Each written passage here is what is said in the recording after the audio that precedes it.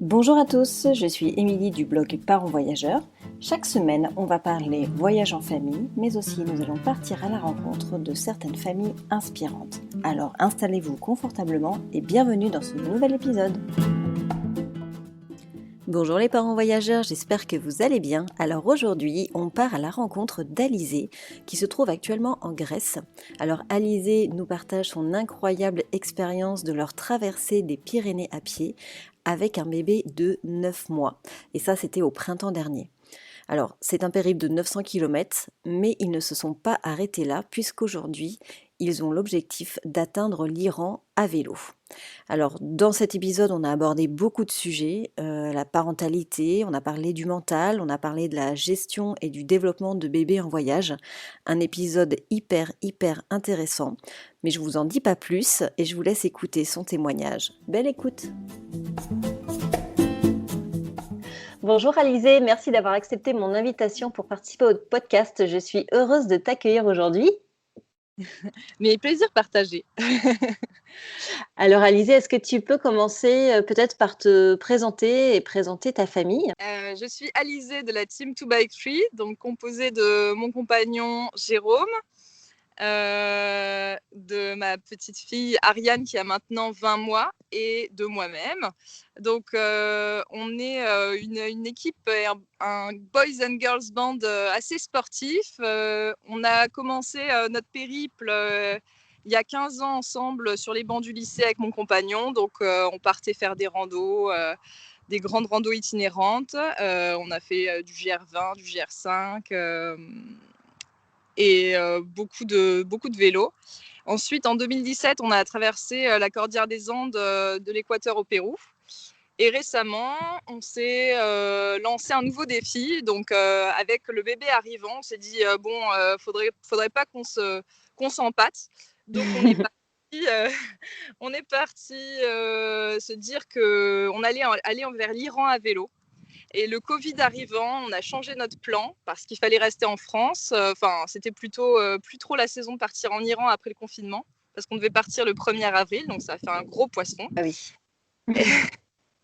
Et du coup, on est parti direction les Pyrénées et cette fois-ci à pied. Donc, on s'est dit, en fait, on n'a jamais vu personne partir à pied en rando itinérante avec bébé. Ça doit clairement pas être possible.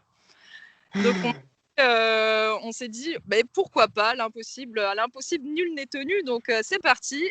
On va se préparer déjà. Donc, en confinement régional, on est allé faire une rando dans le Haut-Languedoc de 170 km. Et en système de portage ventral, plus sac à dos, plus bébé, plus les copains sont venus nous prêter main forte.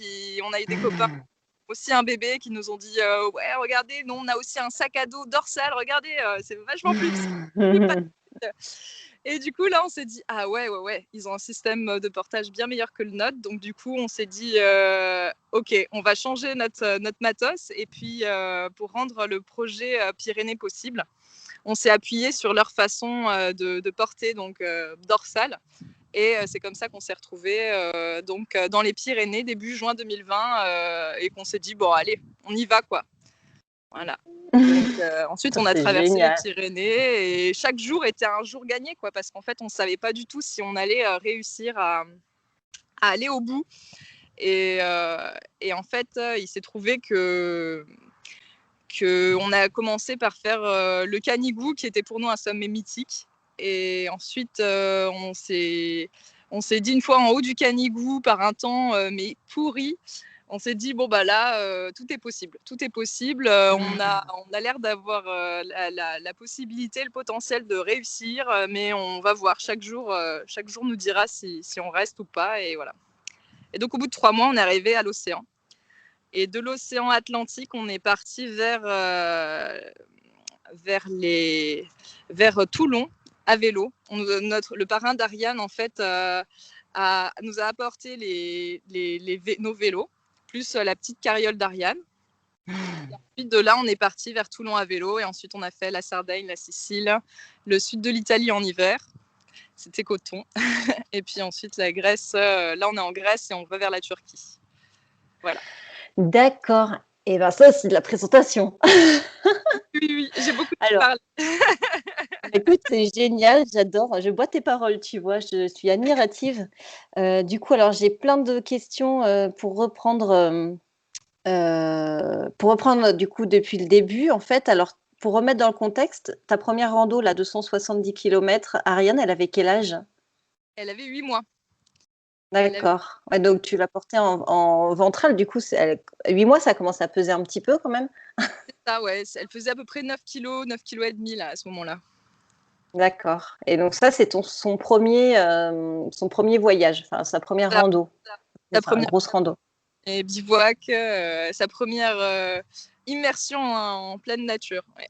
Et alors, du coup, comment elle a réagi?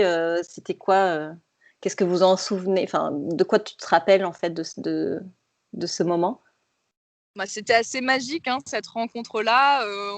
On n'avait pas vraiment d'a priori négatif sur le fait que bébé pouvait mal se sentir dans la nature. On savait qu'en règle générale, les bébés sont très très adaptables et on les sous-estime très souvent. Mmh. Et donc en fait, elle nous a surpris de jour en jour. Elle s'adaptait parfaitement à son environnement. La seule chose, c'est que effectivement, de toute façon, c'était comme à la maison, les nuits étaient compliquées. Mais bon, ça, c'est chacun son lot. Ça, c'est un peu au petit bonheur la chance, quoi. Ouais, Oui, c'était pas forcément dû, au voyage, c'était déjà le cas avant, en fait, c'est c'est ça? ça, exactement. Donc, D'accord. Et du coup, tu as jamais eu peur, après c'est une question que j'avais prévue pour le voyage dans les Pyrénées, mais tu as jamais eu peur qu'elle ait froid, tu vois? À 8 mois, c'est vrai on les surprotège quoi, à cet âge-là. Vous avez pas eu quelques petites, frayeurs? et ben en fait, jamais, jamais parce qu'on a un super équipement Glagla contre le grand froid. Donc, on avait une combinaison en laine bouillie, des chaussettes en mérinos, enfin on avait tout ce qu'il fallait, de quoi la protéger dans le porte-bébé en cas de pluie. Donc on n'était vraiment pas effrayés pour ça. Puis en fait, notre tente est un genre de tarp, donc c'est un abri qu'on peut planter sans l'intérieur. Et donc en D'accord. cas d'orage, on l'a fait une fois en fait. En réalité, on était un peu pris au dépourvu en pleine montagne, et donc on l'avait planté à la sortie d'un col, au seul endroit de pelouse qu'on a trouvé. Et à ce moment-là, effectivement, ça nous a permis de nous réchauffer, de nous mettre à l'abri des intempéries et de sortir tous les vêtements chauds possibles pour Ariane. Et puis en fait, comme c'est une petite boule d'énergie, elle a jamais froid. Et sinon, entre nous deux, si jamais il faisait vraiment très froid la nuit, on a eu des températures. Cet hiver, quand on était à vélo, on a eu jusqu'à -1, -2 degrés. On a du coup, là, on la mettait entre nous dans notre duvet jumelé. On avait une extension polaire au milieu pour justement l'accueillir au cas où. Et Oh, c'est trop mignon. ouais. Et du coup, là, on savait qu'elle était bien, là, entre nous deux. C'est même elle qui nous servait de bouillotte. C'est trop bien, quoi. En plus, il y a vraiment la proximité, vous en profitez, à fond, quoi. Ouais, exactement. Ouais, ouais, ouais. C'est canon. Alors du coup, une fois que vous aviez fait cette première étape, l'idée de partir dans les Pyrénées, mais c'est une idée folle, quoi. Il s'est passé quoi dans votre tête à un moment donné? Ah ouais, ouais, en fait, on est peut-être un peu fou. C'est-à-dire que quand on a été confinés, c'était le moment où on devait partir faire notre projet à vélo. Et ce projet-là, on l'avait depuis qu'Ariane était dans mon ventre. On l'avait expliqué à notre sage-femme et on s'était dit, si elle nous dit non, qu'est-ce que c'est que cette histoire-là? On change de sage-femme. Donc en fait, notre sage-femme est ultra partante pour emmener bébé à l'aventure, etc. Donc déjà, ça nous a dit que tout était possible. Et en fait, en confinement, quand on s'est retrouvés un peu au pied du mur en se disant, bon, on part pas, là, on s'est dit, bon, on va s'entraîner, hein, enfin, comme beaucoup finalement qui ont commencé à faire, on voyait les voisins commencer à faire de la muscu sur leur balcon, etc. Nous, on a commencé à faire des tours pile en 1 heure. Du coup, c'était un peu la contrainte légale, quoi.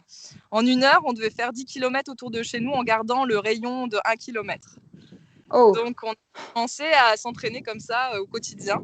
Et après, on s'est dit, mais en fait, on n'a jamais couru, on est pas mal. Donc, en fait, on va peut-être pouvoir changer de projet en attendant la bonne saison pour repartir vers l'Italie. On ne voulait pas partir en plein été. On va changer et puis on va peut-être se faire comme un tour de France en courant, quoi, en poussant la carriole, parce qu'on poussait la carriole aussi à ce moment-là, en courant. Et du coup, en fait, là, on s'est dit, ah non, on va faire mieux, on va aller vers les Pyrénées en poussant la carriole et en courant, parce qu'on savait que c'était possible. On avait déjà fait ce tronçon-là à vélo précédemment. Et on s'est dit, arrivé dans les Pyrénées, là, on peut réaliser un ancien rêve, c'est d'essayer de randonner à travers les Pyrénées. C'est le truc qu'on pensait ne plus pouvoir faire avec un enfant et la randonnée être mise dans 18 ans, quoi. Et du coup, là, on s'est dit, bah, on pourrait même tenter ça, quoi. Mais on disait ça vraiment en rigolant, quoi, en surenchérissait, chacun racontait, enfin, en rajoutait. Et j'imagine totalement la scène, tu vois. Et c'est là qu'on s'est dit, mais en fait, on a dormi dessus, on s'est dit, mais pourquoi pas, en fait. Et arrivé au moment du confinement régional, là, on s'est retrouvés. Oh non, c'est pas possible. Donc là, on s'est dit, bon, on va skipper la partie course, parce qu'on pourrait en plus se blesser, vu qu'on est vraiment des novices en la matière. On va juste aller faire de la randonnée. Et puis, si ça se passe bien, bah, on continue, quoi. Sinon, on essaiera de se faire un parcours en étoile, je ne sais où, dans une région qu'on ne connaît pas. Et puis, voilà, c'est comme ça que c'est venu, en fait. D'accord. C'est fou. Mais alors, une petite question technique. Dans la vie, vous faites quoi? Parce que tout le monde rêve de partir comme ça, au pied levé et vivre ses rêves.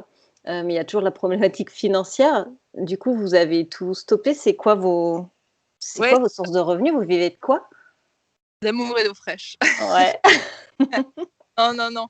En réalité, du coup, on a vu en fait, quand j'étais enceinte, qu'on avait la possibilité de prendre un congé parental de droit et concomitant. Jusque-là, en fait, moi, je suis professeure des écoles et mon compagnon, il travaille dans le privé, il est docteur en bioinformatique. D'accord. Et du coup, on n'était déjà pas sur les mêmes cadres administratifs et on ne savait pas trop, du coup, à quoi on avait droit chacun. Et précédemment, on était partis, on avait posé 6 mois et puis on était revenus, etc., pour rester dans les clous. Et là, on s'est rendu compte qu'avec un enfant, on avait un peu tous les droits, c'est-à-dire que si on n'est pas entrepreneur et qu'on a la possibilité de mettre son travail sous cloche pendant 3 ans, en fait, on peut le faire. C'est-à-dire qu'on peut poser depuis 2013 un congé parental concomitant si on a envie d'aller voyager, si on a les économies, si on a l'envie de poser un congé parental concomitant. Donc voilà, donc c'est ce qu'on s'est dit. On s'est dit, bon, bah, on va commencer par mettre 1 an et puis après, c'est renouvelable 2 fois, donc sur 3 ans. D'accord. Donc là, en gros, vous êtes parti pour 3 ans et. Voilà, on ne sait pas en fait. On va voir, mais effectivement, Ouais. en plus ça va, plus on se dit que c'est parti. Vous y prenez goût. Ouais, j'imagine. J'imagine. Alors du coup, pour la traversée dans les Pyrénées, ça a été, alors on va pas pouvoir tout détailler parce que j'ai plein de questions, mais Oui. dans les grandes lignes, alors déjà, comment vous avez fixé l'itinéraire et comment vous avez géré vos hébergements? Alors, au niveau de l'itinéraire, en fait, on savait qu'il y avait deux principales lignes directrices, c'est-à-dire le GR10 qui est la grande traversée des Pyrénées côté français et le GR11 côté espagnol. Et puis au milieu, on avait déjà fait une portion de la HRP qui est la Haute Route pyrénéenne, qui elle est plus courte mais ne passe que par les sommets et les crêtes. Et donc on savait qu'on pouvait alterner entre ces 3 itinéraires. Et finalement, en fait, il s'est trouvé qu'on a pris des tronçons principalement du GR10 et de la HRP, c'est-à-dire celle qui passe sur les sommets. On est passé aussi côté espagnol, on a fait même des parties hors itinéraire, mais voilà, grosso modo, c'était un peu l'itinéraire qu'on avait en tête. D'accord. Oui, donc c'est assez facile finalement tu peux pas perdre ton chemin, tu suis un parcours qui est déjà établi en fait. C'est ça, oui, tout à fait. Après, vraiment s'adapter du coup aux prévisions météorologiques. Puisque du coup, on pouvait alterner de l'un à l'autre, descendre en altitude, remonter, etc. D'accord. Et du coup, au total, ça fait combien de kilomètres? Sur le trajet total, on était sur 900 km, dont 60 km de dénivelé positif. Donc, absolument vertical. C'est fou ça. Et en combien de temps? En 3 mois.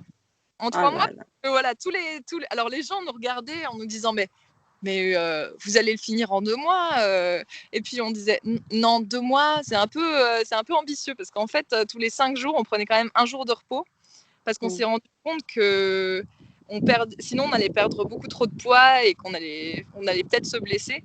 C'est-à-dire que en fait, on a remarqué qu'il nous fallait manger pour prendre assez de calories par jour, 1 kilo de nourriture chacun, en prenant de la nourriture hyper calorique. Et là, on s'est dit, ah ouais, donc on va devenir des squelettes, quoi, parce qu'on portait chacun 20 kilos sur le dos. Et là, on s'est dit, bon, bah, alors on va prendre un jour de pause. Et le jour de pause, c'était le marathon de la nourriture. C'est-à-dire que là, tout ce qui passait à proximité était immédiatement ingurgité.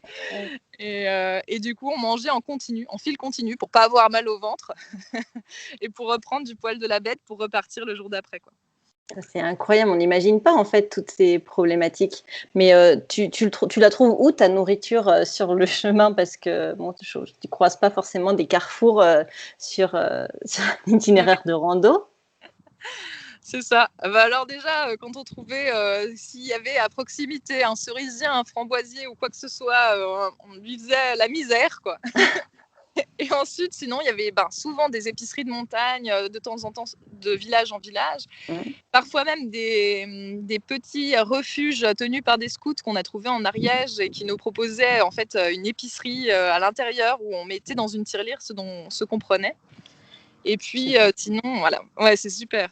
Il s'est trouvé que sur les plus grandes parties en itinérance, on était sur 5 jours sans ravitaillement. Donc ça faisait beaucoup de kilos en plus sur le dos.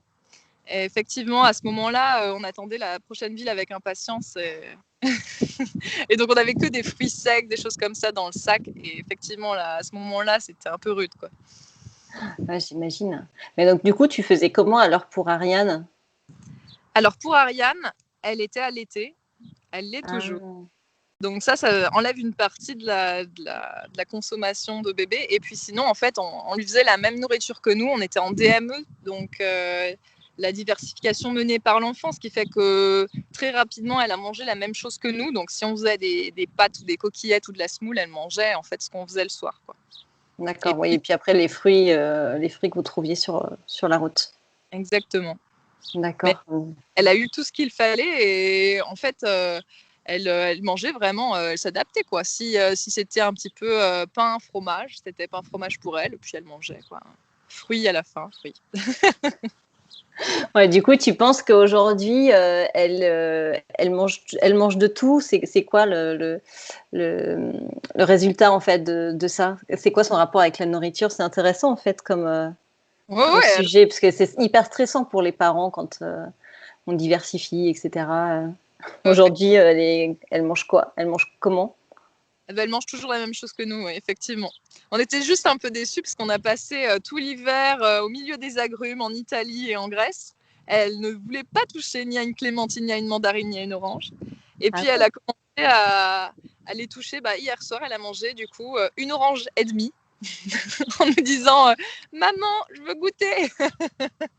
Et là, on était là, non, c'est pas possible. Bon, je lui en ai tendu un quartier en me disant elle va juste faire mais non, non, non, elle l'a dégommé. Et là, j'ai fait, ah bah c'est, voilà, bah bravo. Maintenant, il y en a plus autour de nous.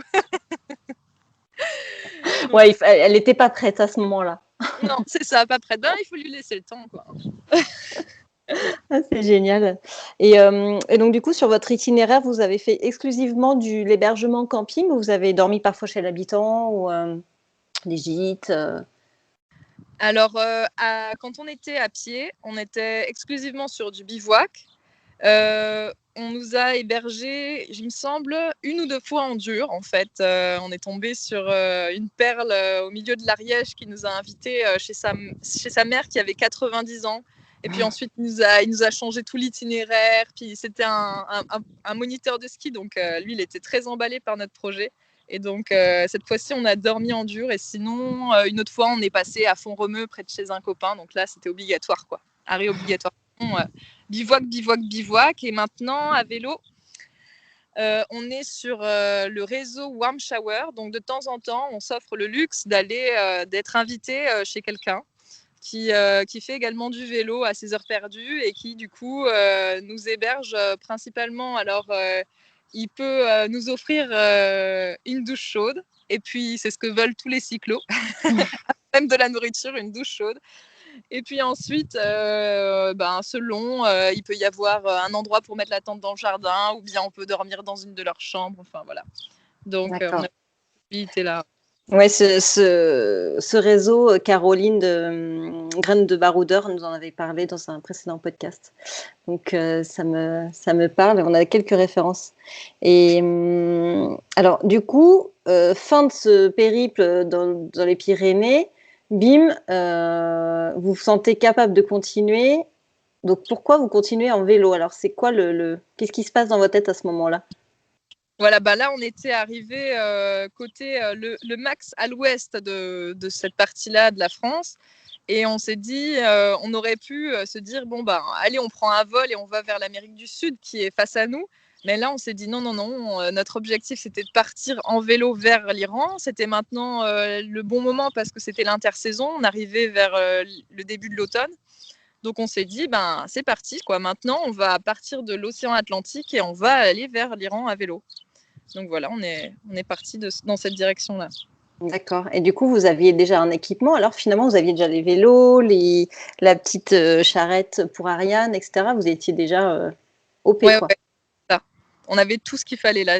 En fait, là, quand on est passé de la rando au cyclo, ça n'avait rien à voir et c'est beaucoup plus luxueux d'être à vélo parce qu'on peut transporter plus de poids, parce qu'on peut avoir plein de choses très futiles qu'avant on ne peut pas se permettre d'avoir. Parce que dans notre équipement rando, on était sur 20 kilos chacun, Ariane comprise dans les 20 kilos.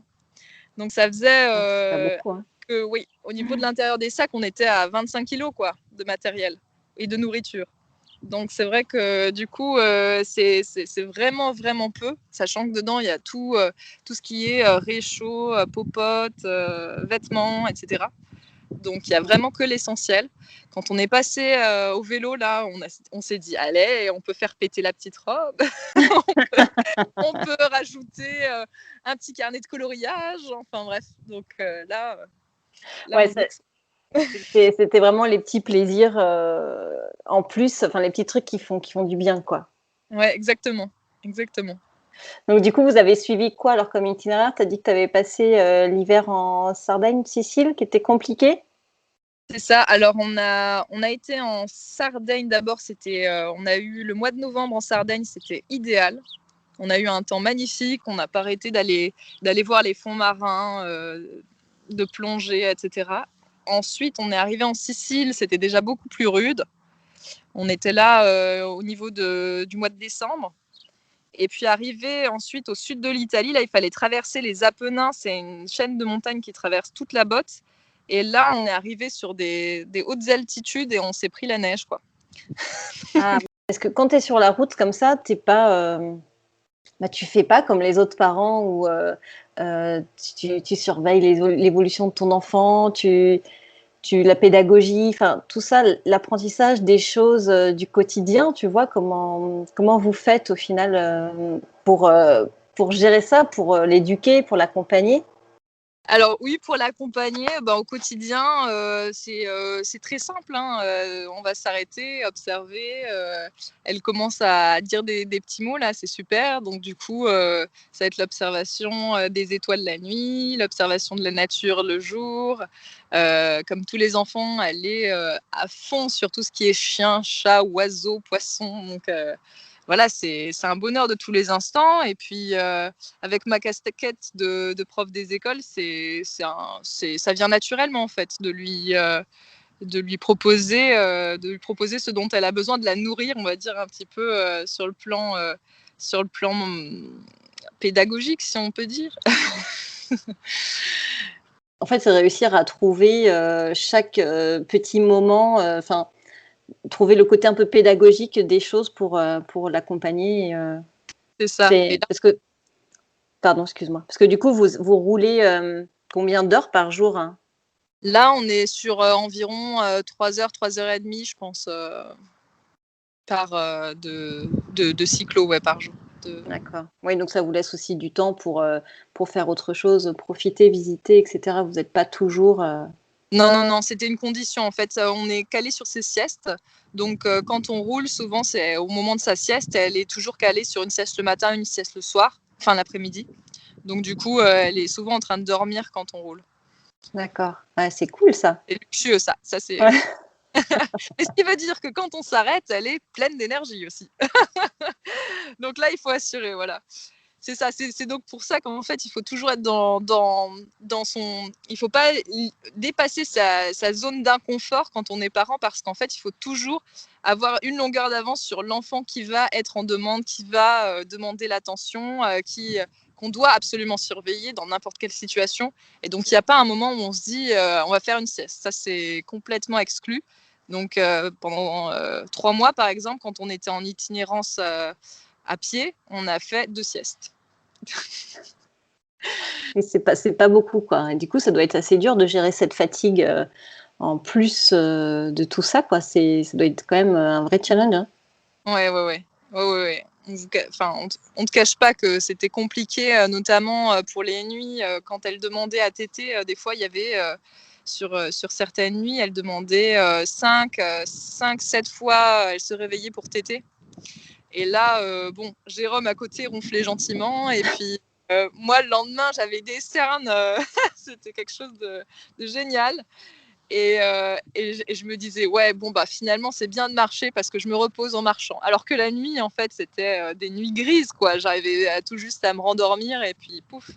Ouais, après, tu sens que t'es complètement décalé, en fait. Exactement, ouais. Alors que voilà, quand on est passé au niveau du vélo, c'est pile pour elle le moment où elle a commencé à faire ses nuits. Et donc là, ça a été beaucoup plus simple quand même. Là, on ne doit pas cacher que chaque nuit qui était faite, on était là. Bon, on sait que c'est pas gagné, mais c'est bon à prendre. Ouais, tu savoures, quoi. J'imagine, ça doit être, physiquement, psychologiquement, c'est quand même une vraie aventure, quoi. C'est incroyable. Ouais, ouais, ouais. Donc du coup, là, donc là, vous avez passé la Sicile. Maintenant, vous êtes en Grèce.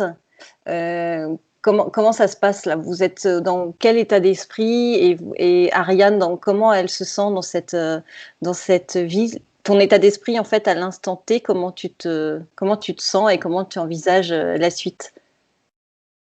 Alors, c'est vrai, là, on est au port de la Turquie. Donc, on bascule bientôt sur le continent asiatique. Et là, on trépine d'impatience devant toute la nouveauté que ce continent a à nous offrir. Donc là, on ne peut plus motiver de pédaler. En plus, on sait qu'il y a la question des visas qui va commencer à se poser à partir de maintenant. Donc, on va rester seulement 3 mois en Turquie. Alors qu'en général, on avait tendance à rester, justement, on est resté du coup 3 mois en Italie, quasiment pas autant en Grèce. Et là, du coup, en Turquie, c'est un immense pays et il va falloir le traverser en l'espace de 3 mois. Donc là, c'est un gros challenge aussi qui s'offre à nous, mais une envie folle de découvrir une nouvelle culture, un endroit très dépaysant. Enfin, voilà. On Ouais, tu a, auras plus l'impression de partir encore plus à l'aventure, sortir vraiment de ce qu'on ouais. connaît déjà, le paysage méditerranéen.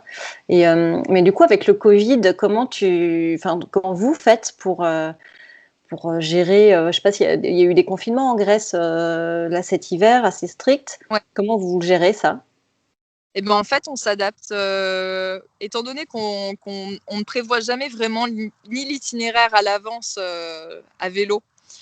Ni le programme, ni on va dire l'échéancier mensuel à l'avance. On ne se donne pas vraiment d'objectif de temps ni de lieu. Donc, on s'est trouvé confiné en Sicile cet hiver, au niveau des fêtes de Noël. Et puis, on s'adapte, quoi. On nous demande un test PCR pour passer en Grèce, on fait le test PCR, etc. Et ça a été le cas pour toutes les îles qu'on a faites en Italie. Et finalement, on joue avec les règles du jeu. Et en général, ça se passe très bien. On n'a eu d'ailleurs aucun souci. Là, en Grèce, en fait, il y a comme un. Comment dire? En Grèce, il y a comme un. La police, en fait, est pas, voit l'étranger d'un bon oeil. Elle se dit, ça y est, il y a une nouvelle saison qui arrive pour nous. Et donc, du coup, sur la route, c'est plus des coucous de policiers qu'on a que oh là, mais qu'est-ce qu'ils font là, enfin des sourcils froncés. Donc vraiment, c'est un bonheur quoi, de se dire finalement, il faut passer le pas de quitter son pays et après, ça se passe bien. En fait, ce qu'on respecte par contre super bien, c'est les gestes barrières et puis le fait de, surtout quand on est accueilli quelque part, ne pas vouloir, si jamais on est porteur du virus, ne surtout pas le transmettre, quoi. À ce moment-là, on fait très très attention, surtout quand on est accueilli par des gens qui sont plus âgés. S'ils ne sont pas encore vaccinés, ça on ne sait pas toujours. Alors du coup, on fait très attention à respecter nos distances, etc. Mais ça change du coup aussi le rapport social du voyage. Il y a beaucoup moins d'insouciance maintenant que ce qu'on pouvait avoir avant. Il y a beaucoup plus de... des fois, rien que de demander son chemin dans la rue, ça peut être quelqu'un qui a peur parce qu'il a pu avoir un décès autour de lui et c'est légitime, qui va nous dire non, gardez vos distances, attendez, on ne peut pas être aussi proches l'un de l'autre, etc. On ne peut pas regarder sur un portable, mettons la carte l'un à côté de l'autre. Donc c'est vrai que ça... Et puis les embrassades, les au revoir, les étreintes, ça nous est arrivé de nous sentir comme dans la famille et puis on peut pas dire au revoir comme on aimerait et ça fend un peu le cœur quoi, de se dire virus quoi. Du coup tu pars un peu, ce sentiment un peu de partir comme un voleur sans vraiment remercier chaleureusement la personne, ça change tout quoi. C'est fou. Vous avez rencontré du monde sur la route en parcourant votre blog. J'ai vu que vous aviez fait des belles rencontres. Comment tu fais pour rencontrer ces personnes tout au long du chemin? Ça se fait assez spontanément. On a des sourires, des hello, des pouces levés, des klaxons dans tous les sens. Et donc, des fois, ça se concrétise par une conversation et des fois, la conversation va plus loin. Et c'est assez fou, quoi. Des fois, ça nous est arrivé, là, pour l'instant, 2 fois qu'on nous récupère sur la route et qu'on nous emmène, je dirais presque de force chez les gens et qu'on nous invite à manger, à rester pour la nuit, à rester 2 jours, et qu'on se sente comme à la maison. Et après, là, c'est vrai que c'est des endroits où quand on part, on a le cœur lourd et on se dit, mais c'est fou, quoi. C'est fou d'être aussi gentil, aussi généreux. Et voilà quoi, parce que la rencontre, elle est spontanée et elle est appréciée autant dans un sens que dans l'autre, enfin autant d'un côté que de l'autre. Et c'est génial de se dire que ça changera jamais. Ça, l'humain est fabuleux. Ouais, c'est ça. Est-ce que tu vois une différence de ce que tu as pu voir en France quand vous avez fait la traversée des Pyrénées et les pays étrangers sur l'accueil, sur justement l'accueil en général, le côté social? Et ben alors en fait dans les Pyrénées du coup on était un peu dans notre monde avec les bivouacs qu'on croisait absolument pas âme qui vive, donc là c'était difficile de trouver quelqu'un qui nous accueille. Et une fois qu'on a pris nos vélos et qu'on est reparti, là on a traversé les Landes et on s'est trouvé mais abasourdi par une culture landaise, d'un accueil et d'une générosité sans faille. Et là, on s'est dit, mais ça, c'est possible en France. Waouh! Et donc, du coup, en fait, dès les Landes, on a été comblés par les gens. Et après, finalement, c'est plutôt dans notre région, autour de Montpellier, Toulon, etc., où on faisait notre chemin sans finalement croiser grand monde. Et puis ensuite, là, plus on arrive vers l'Est, plus on sent que c'est naturel, plus on a de s'ouvrir, de conversation. Je disais, finalement, ici, c'est l'inverse de la caravane du Tour de France. C'est les gens, ils jettent pas, ils jettent pas les cadeaux aux supporters sur le bord de la route, ils nous jettent à nous les cadeaux sur les coureurs, quoi. Donc, on a la carriole remplie comme un œuf de cadeaux pour Ariane. Et on ne sait plus se dire attends, ça on garde pas, quoi. Parce que là, c'est arrivé soudainement en 3 jours, on s'est fait remplir la carriole de nourriture et de jouets. Et on se dit, bon, bah, vivement la Turquie, qu'on puisse offrir à nouveau tout ça parce que. Ouais, après, ça fait beaucoup apporter. Et puis. Et finalement, votre truc, c'est aussi de voyager léger, minimaliste, du coup. Ouais, normalement, ouais, c'est ça. Après, avec un enfant, ça change la donne. Eh ben en fait, c'est qu'un enfant petit, comme on traversait les Pyrénées avant ses 1 an, il y avait vraiment besoin de rien. Elle a traversé tout ça avec un seul petit jouet accroché au porte-bébé. Et puis finalement, depuis qu'elle est un peu plus grande, ben, elle a une petite bibliothèque de voyage, plein de livres dans toutes les langues qu'on lui lit le soir. Elle a des peluches, des jouets, etc. Et elle commence à s'attacher aux choses. Donc c'est vrai que maintenant, on va devoir être beaucoup plus subtil si on veut se délester de quelques jouets. Ouais. Est-ce que tu as en tête une vraie grosse difficulté, quelque chose une frayeur, quelque chose qui vous a fait dire on arrête tout, une peur? Alors, ce serait pas vraiment une peur, mais en tout cas, c'est la fatigue et le manque de sommeil. Ça a été un tel frein au début de notre aventure pyrénéenne que ça a failli tout faire capoter. Ouais. À partir de la 2e semaine, on était vraiment rincés, quoi, physiquement. On n'en pouvait plus, on dormait pas assez la nuit, et puis le corps nous demandait beaucoup de nourriture, on n'avait pas encore pris notre rythme, on n'avait pas encore repris assez de kilos par rapport à ce qu'on dépensait, et puis vraiment moralement c'était difficile. On se disait mais pourquoi est-ce qu'on s'impose ça, quoi. Puis finalement quand on marchait il n'y avait aucun souci, mais quand on s'arrêtait des fois en fait on n'était pas à la hauteur de ce qu'Ariane nous demandait, parce qu'elle faisait ses siestes, et la marche c'est beaucoup plus gourmande en énergie que le vélo. Et donc du coup quand on s'arrêtait et qu'elle nous demandait toute l'attention du monde, à vouloir jouer, etc., on sentait qu'on n'était pas à la hauteur, et que le soir et la nuit elle dormait moins bien, parce que sûrement elle n'avait pas assez été elle n'avait pas eu encore assez de dépenses d'énergie. Et donc là, c'était compliqué. Surtout qu'elle ne marchait pas encore. Donc, pour faire se dépenser un enfant qui ne marche pas encore, il faut vraiment beaucoup d'éveil sur place, etc. Et ça, des fois, en fait, on était juste rincés par la journée et on était apathique, quoi. Donc ça, c'était difficile. Ouais, j'imagine que du coup, tu dois être rempli de culpabilité et te dire, mais oui, pourquoi on s'inflige ça, et pourquoi on n'est pas au chaud à la maison, et... Ouais, on était content d'être dans ces paysages, on était content de faire ce qu'on faisait. Donc ça, on se disait pas pourquoi on n'est pas au chaud, mais on se disait finalement, qu'est-ce qu'on pourrait améliorer pour se sentir bien, et bien dans notre tête et bien dans notre corps. Et effectivement, c'était quelque chose sur lequel on pouvait pas trop jouer, c'était ce manque de sommeil, quoi. Et vous n'êtes pas dit à un moment donné, on s'arrête une journée et on recharge les batteries, on dort, on fait une grasse matinée? Alors justement, ça, c'est le problème, c'est que du coup, Ariane étant habituée à faire ses siestes, soit quand on randonne, soit quand on pédale, et du coup, on sait que si on passe une journée immobile, c'est le moment où elle va pas faire ses siestes, elle, et donc nous, c'est impossible pour nous de trouver le sommeil à ce moment-là.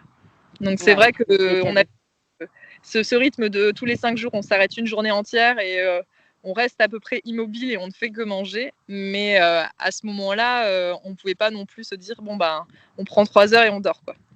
Là, c'était difficile. À moins qu'un de nous soit vraiment hors service et qui demande à l'autre, tu peux aller faire un tour. Ça a duré maximum une demi-heure. Et voilà. Ouais. Bon, après, une demi-heure, c'est toujours ça de prix, une sieste, hein, quand on a les enfants. Ça, c'est clair. Alors du coup, on a parlé tout à l'heure des projets futurs. Donc là, l'objectif, c'est d'aller jusqu'en Iran. Et du coup, après, c'est quoi? Retour à la maison? C'est le flou total, pardon. Et là, on se dit que actuellement, l'Iran est encore fermé de la partie, en venant de la partie turque. Et donc, on se dit que peut-être ce qu'on va faire, notre avenir là nous échappe totalement, mais on sait qu'on veut continuer à voyager. Donc, on risque à un moment de prendre un vol pour aller encore plus vers l'Est. On ne sait pas trop comment ça va se goupiller. On serait très déçus de ne pas pouvoir rentrer sur le territoire iranien. Mais on sait que là, on va encore continuer à voyager normalement un petit moment. Donc ça nous réjouit d'autant plus. Et puis on adore l'imprévu. Donc finalement, se dire qu'on ne connaît pas la destination de demain, ça nous enchante aussi quelque part. Ouais, ça met vraiment encore plus de piquant dans l'aventure, quoi. Écoute, je te remercie infiniment, Alizée, pour ton témoignage. C'était vraiment hyper intéressant. C'est vrai qu'on aurait pu rentrer encore vachement plus dans les détails, mais le temps nous manque. Merci infiniment pour tout. Et écoute, tu reviens quand tu veux pour nous parler de tes prochains projets de voyage et prochaines excursions. Pas de souci, de rien. Et ben, si vous avez n'importe quelle question ou besoin d'en savoir plus, on est présent sur les réseaux, donc Instagram, Facebook et YouTube. Donc, si vous tapez 2Bike3, vous pourrez avoir toutes les informations qui vous manquent. Super. De toute façon, dans les notes de l'épisode, on mettra tous les liens vers tes réseaux sociaux pour que les personnes puissent te suivre et suivre le parcours et l'aventure. Ouais, ça marche, pas de souci. Merci Alizée, à bientôt. À bientôt, salut. J'espère que cet épisode vous a plu, moi je l'ai trouvé complètement dingue. En tout cas, je vous remercie infiniment pour votre écoute et n'hésitez pas à partager le podcast à votre entourage, ça permet de nous aider à gagner en visibilité. Je vous souhaite une très bonne semaine et je vous dis à mercredi dans 15 jours. Ciao.